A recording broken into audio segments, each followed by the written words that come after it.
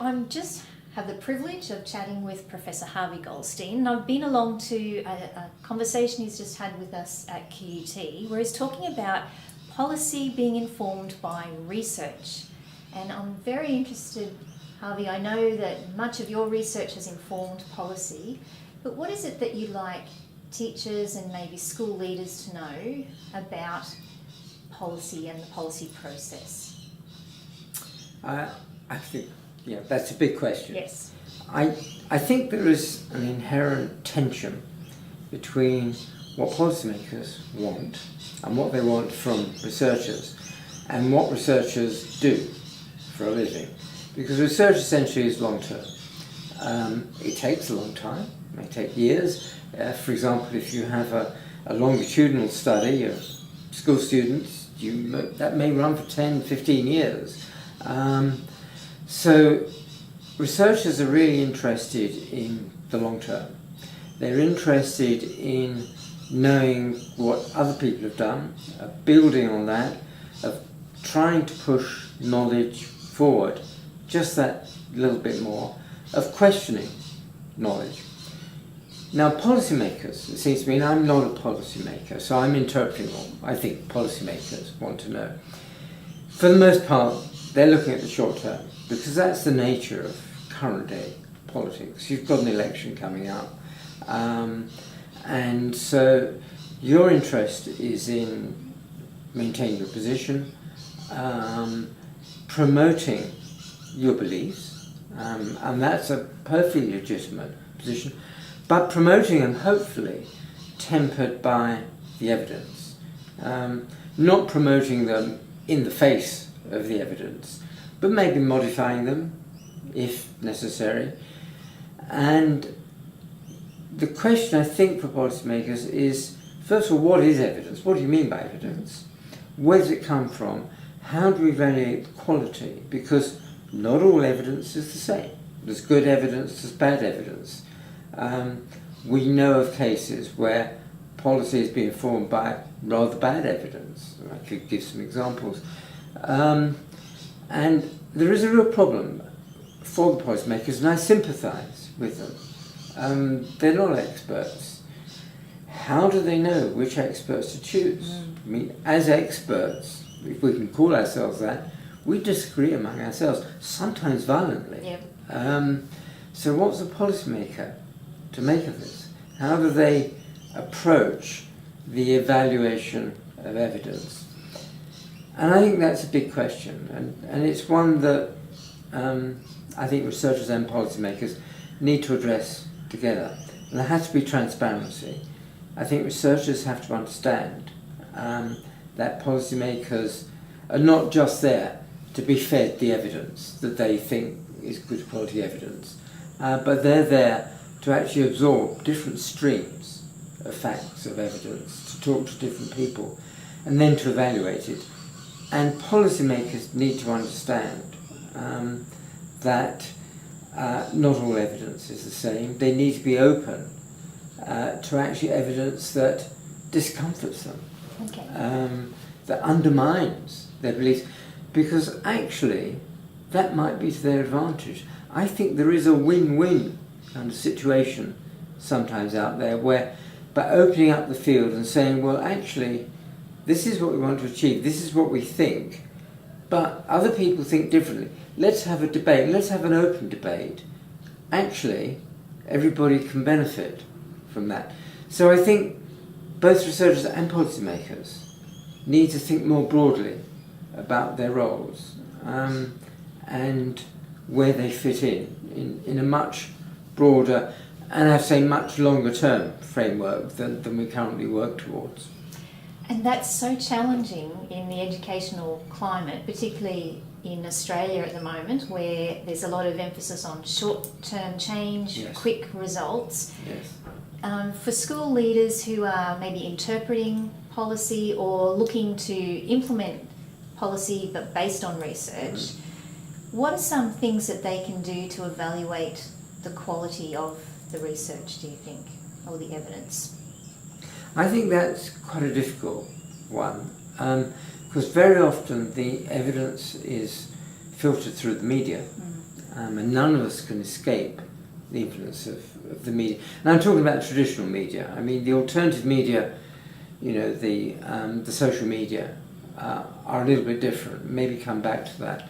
And the media, to put it mildly, have not had a great record in promoting understanding of research, because they have their own agenda, which tends to be sensationalized rather. Even the so-called serious media do that. So the media are a problem. I think they are a real problem. And I think that one of the things that policymakers ought to be doing, because they're the people that have the power to do it, is actually, if I can put it like this, sort of bypassing the media, is actually attempting to educate people at large in terms of how to understand the issues. See, I think that a lot of the understanding surrounding things like NAPLAN, My School, school league tables, and so on, I don't think these are obscure. I think they're often presented as highly technical, but actually I think they could be understood in rather straightforward ways, so long as people are prepared to give the time to do it, and so long as there are people willing to put the resources into providing easily understandable ways of interpreting these things. And I think that has to ultimately be the policymakers, because as researchers we can do it, but we don't have usually the resources to do that on a large scale, but we can try, and some of us do try. Okay, I mean, that's an ideal, that's an aspiration. If you are a school principal or a school teacher and you're seeking to understand these things, I think it's difficult. You can, there are courses that are run by universities. There are in-service training courses that will help understanding of these things. I remember once, I'm from the UK, we had a very interesting example in an education authority in the south of England that was very concerned about educating its teachers, its head teachers in elementary schools, about the use of statistical information on schools. And they called us in as researchers to help them. And I think we had a quite successful time of working with head teachers to understand. We had a series of seminars and meetings and discussion groups. We analysed their data. And I think after a year or two, this lasted a couple of years, they had a very good understanding of how to interpret these statistics. They were a very motivated group. It was quite exceptional, but the initiative came from them. So, maybe if you're a group of concerned schools, head teachers, get together, approach your local researchers. I'm not based in Australia. I say, I'm happy to help, but there are people at QUT and several groups that I'm sure will be only too delighted to work with schools to try and increase understandings. Even what we did in England was we produced alternative school league tables. When an alternative to NAPLAN, if you like, we had the data to do it, which was provided by the schools.